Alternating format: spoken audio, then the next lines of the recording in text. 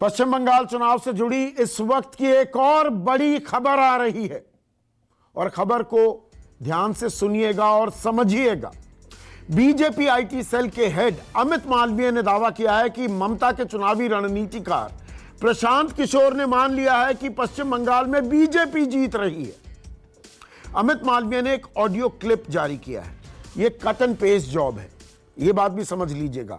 कुछ अंश तोड़ तोड़ कर काट काट कर दिखाए गए हैं, वो मैं आपको सुनाने वाला हूं। यह अपने आप में मुकम्मल बातचीत नहीं है, लेकिन जो ऑडियो क्लिप जारी किया गया है, प्रशांत किशोर कह रहे हैं कि 75% मतुआ और 27% दलित बीजेपी को वोट कर रहे हैं। प्रशांत इस बातचीत में यह भी कहते सुनाई दे रहे हैं कि उनके सर्वे में ज्यादातर लोग बीजेपी की सरकार बनने की बात कह रहे हैं। सबसे पहले बीजेपी आईटी सेल के हेड अमित मालवीय ने जो ऑडियो जारी किया है, यह पूरा ऑडियो नहीं है, फिर से मैं आपको बता रहा हूं, पर जो ऑडियो जारी किया गया है उसे सुनिए। है तो मोदी के नाम पर वोट है तो हिंदू होने के नाम पर वोट है। पोलराइजेशन, मोदी, हिंदी भाषी, एससी, ये फैक्टर है। शुभेंदु चले गए कि प्रशांत किशोर चले आए, उसका कोई वो मुद्दा नहीं है, वो मुद्दा है ही नहीं। मोदी यहाँ पॉपुलर है, हिंदी भाषियों की 1 करोड़ से ज्यादा वोट है, दलित यहाँ पर 27% है और वो पूरी तरह से बीजेपी के साथ खड़ा है। प्लस पोलराइजेशन तो है ही है। Which way is the Matua community going, Prashant? Matua will be predominantly voting for BJP, not as unitedly as they did in Lok Sabha. लेकिन मुझे लगता है अभी भी मथुआ विल 75 बीजेपी 25 तृणमूल। हम लोग एक सर्वे करते हैं कि आप वोट किसको दीजिएगा और सरकार किसकी बन रही है। तो सरकार किसकी बन रही है उसमें प्रीडोमिनेंटली बीजेपी ही आता है। हम लोग के भी सर्वे में उसको हम लोगों ने खंगाल कर देखा भी ऐसा क्यों आ रहा है।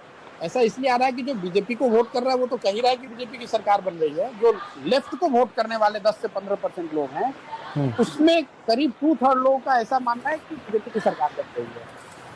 तो वो मेजॉरिटी जो है वो आपको हमेशा सुनाई देगा, हमेशा कि बीजेपी की सरकार बन रही है।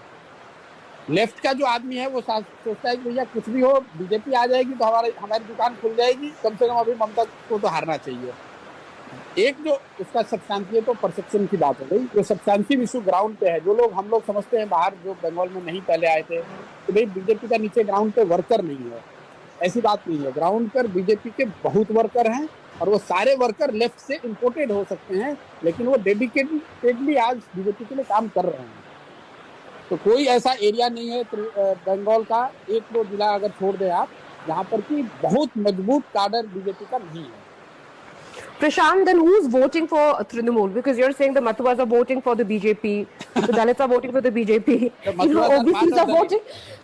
Yeah, okay, so I'm saying talking about different communities, right? So OBCs, you're saying most, all Hindus are voting for BJP. So who's voting for TMC and why are you so confident that BJP? I have said 50%, 50 to 55% Hindus are voting for BJP. Prashant Kishor का देखिए, ये abruptly cut हैं कई जगह। प्रशांत किशोर का यह भी कहना है कि बीजेपी के जीतने की सबसे अहम वजह मुसलमानों का तुष्टीकरण है। इस वायरल बातचीत में प्रशांत ये कह रहे हैं कि पिछले 20 साल से सभी पार्टियों ने मुसलमानों को लुभाया है और उनका तुष्टीकरण किया। प्रॉब्लम है which we have to accept कि 20 years से there has been blatant effort and everything has been done to appease the minority। अब आप बंगाल को उठाकर देख लीजिए, पॉलिटिक्स का यहाँ एक लाइन का सिंपल फलसफा ये रहा है कि जिसको मुसलमान वोट करेगा वो सरकार बनाएगा। तो पूरी जो पॉलिटिकल इकोसिस्टम रही है, वो चाहे कांग्रेस की रही हो, लेफ्ट की रही हो, दीदी की रही है, वो सब मुस्लिम वोट को लेने के लिए उस तरह से सोच उनकी रही है। पहली बार हिंदुओं को ऐसा लग रहा है कि अच्छा भैया हमको भी तो कोई पूछ रहा है। ऐसा नहीं है कि एकदम से सोसाइटी ही गलत है, कहीं ना कहीं there is some element which BJP is exploiting, and that element is coming from the blatant misuse of minority politics by some of these parties. हम आपको फिर से बता दें, ये टुकड़ों में काट काट कर अमित मालवीय ने, जो बीजेपी के आईटी सेल के हेड हैं, इस बातचीत को वायरल किया है। इस बातचीत में प्रशांत किशोर ने प्रधानमंत्री की लोकप्रियता की बात कही है। एक पत्रकार के जवाब में प्रशांत कहते हैं कि पूरे देश में 20 से 25% लोग ऐसे हैं जिन्हें मोदी में भगवान दिखते हैं। Is Modi so popular in West Bengal? I mean, is it only because of polarization and that they identify him as a, नहीं, you know, देखिए a वो pro- तो एक पूरे What is it? Because it's not like we haven't seen, the performance both in central politics and in state politics where BJP has been in power. So what is it that is drawing West Bengal to him? Exactly Prashant, इसी से एक जुड़ा हुआ सवाल ये भी है कि एंटी इनकम्बेंसी, इतना मैसिव इकोनॉमिक क्राइसिस में भी मोदी के खिलाफ एंटी इनकम्बेंसी नहीं है।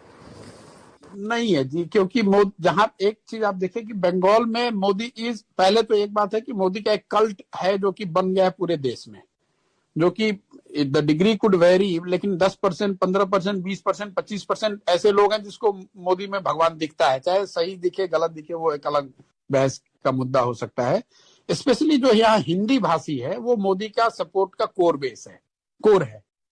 प्लस जो एंटी इनकम्बेंसी है वो स्टेट गवर्नमेंट के खिलाफ है, सेंटर के खिलाफ है नहीं।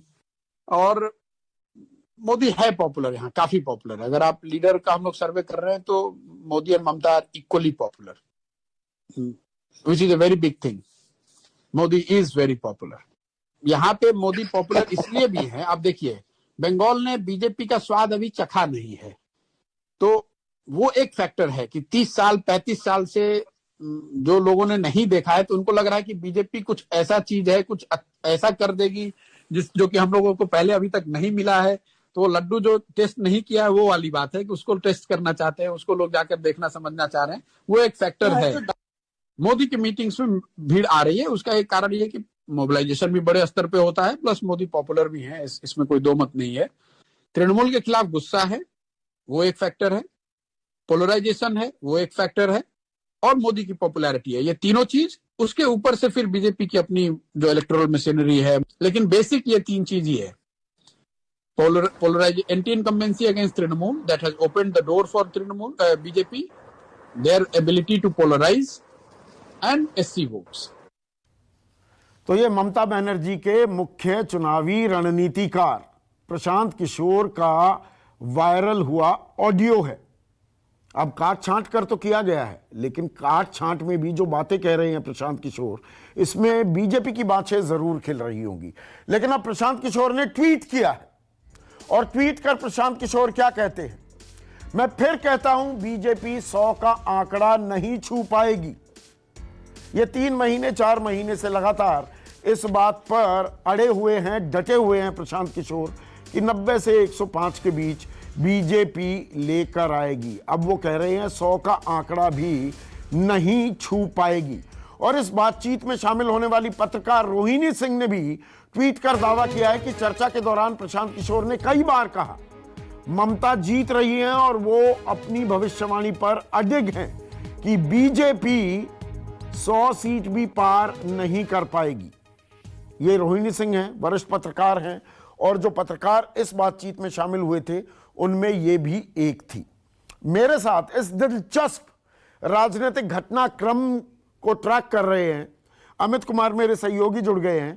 अमित, कटी छटी बातचीत है, कट एंड पेस्ट जॉब है, लेकिन बीजेपी के खेमे में तो बहुत खुशियां होंगी इस बात को लेकर। देखिए मुख्य रणनीतिकार कह रहे हैं बीजेपी जीतेगी, इसको आप किस तरह से देखेंगे?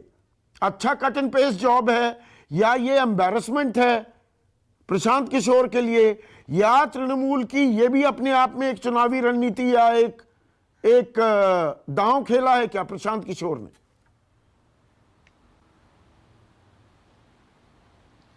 देखिए संदीप, मुझे लगता है कि अगर कट एंड पेस्ट है, निश्चित तौर पर लंबी बातचीत हुई होगी, जो परिप्रेक्ष्य होगा किस तरह के मसले पर बात हुई, लेकिन 2-3 चीजें मोटी मोटी उन्होंने एक बात को कही। एक जो बात उन्होंने कही कि हाँ, जो जीत की बात आ रही है, जो हमारे उसमें जो सर्वे में जीत की बात आती है, उसके पीछे की वजह उन्होंने कही कि बीजेपी के तो मुखर हैं, लेकिन वो ऐसे लोग भी हैं जो लेफ्ट को वोट दे रहे हैं। वो उसमें कहने का मतलब उनका यह है कि जो बार बार वो बीच में कह रहे थे, या तमाम पत्रकार ने कहा कि उन्होंने कहा कि ममता जीतेगी। लेकिन मोटी बात उसने एक बात तो माना ना कि 27% जो दलित है वो बीजेपी के साथ खड़ा है, मथुआ जो है लगभग 75% इनके साथ खड़ा है। एक बड़ी बात जो उन्होंने मानी कि टीएमसी के खिलाफ नाराजगी है, इस बात को 2-3 बार दोहराया प्रशांत किशोर ने। तो ये बातें हैं जो मुझे लगता है बीजेपी को फेवर करेगा, बीजेपी को अच्छा लगेगा कि भले वो दावा जो भी करें, लेकिन इस बात को प्रशांत किशोर स्वीकार कर रहे हैं कि सबसे पॉपुलर नेता में से एक है नरेंद्र मोदी। जो वहां पर नाराजगी है टीएमसी का, वो उसने कहीं ना कहीं दरवाजा खोला बीजेपी के लिए। ये बात खुद प्रशांत किशोर ने कही, किसी भी परिप्रेक्ष्य में अगर कही हो। अगर प्रशांत किशोर जो कि मुख्य रणनीतिकार है, ये कहते हैं कि बंगाल में, पश्चिम बंगाल में टीएमसी के खिलाफ एक नाराजगी है, तो ये मुझे लगता है कि ये बीजेपी के पक्ष में जाएगी और बीजेपी उसको चाहेगी भी कि वो सामने आए। तो ये जो बातें आई हैं पूरी, मुझे लगता है कि कहीं ना कहीं भले ही दिल खोलकर प्रशांत किशोर ने अपनी बातें रखी हो या सेल्फ गोल कर लिया प्रशांत किशोर ने, हमें में हम बात क्या ये सेल्फ गोल कर लिया, फटकार पड़ेगी अब प्रशांत देखिए, मुझे किशोर लगता है को? कहीं ना कहीं क्योंकि देखिए एक बात समझने की है, कहने को ये चौथा चरण है कि मिडवे पॉइंट आ गए। दरअसल सीटों के लिहाज से 294 सीटें हैं, आधा मार्क होता है 147 का। अभी 135 सीटों पर ही वोटिंग मुकम्मल होगी, तो 50% सीटों पर अभी वोटिंग पूरी नहीं हुई है, यह हमें ध्यान रखना होगा। ऐसे में सेल्फ गोल कर गए क्या प्रशांत किशोर? नहीं, देखिए मुझे लगता है कहीं ना कहीं कुछ बातों को लेकर जरूर असर पड़ेगा, लेकिन हाँ, अगर आप प्रशांत किशोर की बात करें, प्रशांत किशोर हमेशा एक बात कहते आए हैं शुरू से कि उनकी बंगाल में जो वोट बैंक है जिस पर उनकी नजर है, वो माइनॉरिटी ऑफ मेजोरिटी, मतलब हिंदू जो मेजोरिटी वोटर है उसका अगर थोड़ा पोर्शन और मेजोरिटी ऑफ माइनॉरिटी, मतलब जो माइनॉरिटी है उसका मेजोरिटी हिस्सा, अगर मुसलमानों का मैक्सिमम हिस्सा पा जाए। और इसीलिए उन्होंने कहा, जबकि कि जब उनसे पूछा एक पत्रकार ने कि टीएमसी को आखिर कौन वोट कर रहा है, तो उन्होंने कहा कि 50 या 55% हिंदू। तो उनकी मुझे लगता है जो बाकी बातचीत में रही हो कि 50% से के बाद भी अगर कुछ हिंदू अगर टीएमसी को वोट कर रहा है और फिर मुसलमान वोट मिलके वो जीत का दावा कर रहे होंगे। लेकिन इस बातचीत में जिस तरह से उन्होंने मोदी को पॉपुलर माना, जिस तरह से टीएमसी के खिलाफ एक एंटी इनकम्बेंसी की बात की, ध्रुवीकरण की बात की, पूरा दलित की बात कर दी कि पूरा वो उसके साथ है, बीजेपी के साथ है, मुझे लगता है कहीं ना कहीं इसका नुकसान, खामियाजा हो सकता है कि निश्चित तौर पर टीएमसी को उठाना पड़ेगा। क्योंकि अगर टीएमसी के ममता के प्रमुख रणनीतिकार अगर इस तरह की बात करते हैं, भले ही परिप्रेक्ष्य कुछ भी हो, लेकिन वो जिस तरह से बात कहें, उन्होंने दावे के साथ एक तरह से कही कि 27% जो दलित है वो पूरी तरह एक मुश्त बीजेपी के साथ है। तो मुझे लगता है कहीं ना कहीं इस तरह का सेल्फ गोल इसे आप मान सकते हैं। और ये इतने पूरे पत्रकारों का हुजूम और ये जिस तरह से बातचीत चल रही है, आप तो फील्ड में सालों से एड़ियां रगड़ रहे हैं अमित। सोर्सेज की एक सैंक्टिटी होती है कि कोई अगर नेता, और इतने नेताओं से आप मिलते हैं, मंत्रियों से, वो कुछ बातें बताते हैं ऑफ द रिकॉर्ड। ये अब ऑफ द रिकॉर्ड बातचीत आ गई है, तो प्रशांत किशोर जो काफी कुछ उनसे बात करो तो बता देते थे, अपने मन की बात बताते थे, अब वो चीज भी बंद हो जाएगी आने वाले दिनों में। रिपोर्टर्स के लिए और दिक्कत हो जाएगी, सोर्सेज गायब हो जाएंगे। संदीप, इसमें एक इंटरेस्टिंग चीज है, क्योंकि